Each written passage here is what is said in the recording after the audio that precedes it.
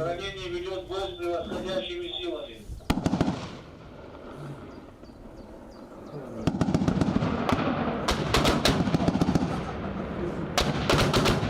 Запах пороха, грохот орудий и боевой настрой.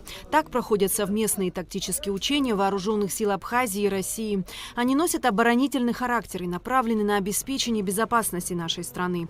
Кроме подразделений ВС участвуют также резервные формирования военного времени. Днем и ночью на всех полигонах, а также на незнакомых участках отрабатываются военные приемы и тактики.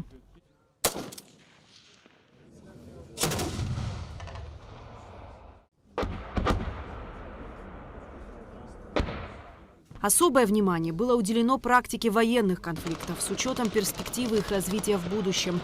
Подразделения выполнили задачи с применением разведывательных и ударных беспилотников, радиоэлектронных средств защиты от аналогичных средств противника. В ходе учений была впервые опробована информационно-телекоммуникационная система управления войсками гарантированной стойкости.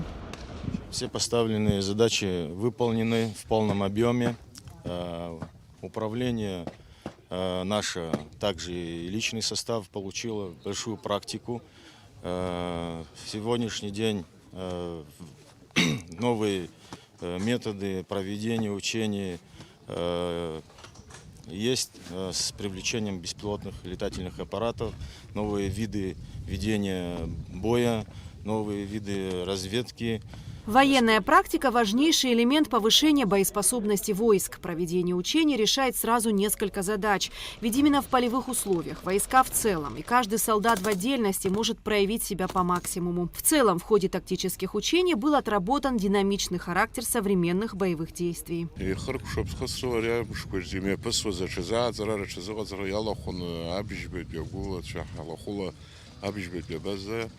Иробас ялахон абшбет бригада резерв ҷидат ба архтат хутак иробас азамтанарат мазраз хизгоко архтак зарабзан артиллериям чкором аршаqa аром ялахно иробаски уйпсиди пуру арпрга калархно чузохазарак хасрак хркшу беха зятшним пара узом зиг реймадер рейкшера зигрила хибзения адрбшит хомтада.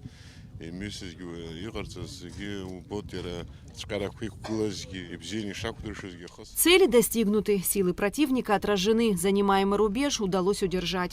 От имени министра обороны Абхазии отличившимся бойцам были вручены почетные грамоты и медали. Эсма Гуланзе, Алексей Гухава, Абхазское телевидение.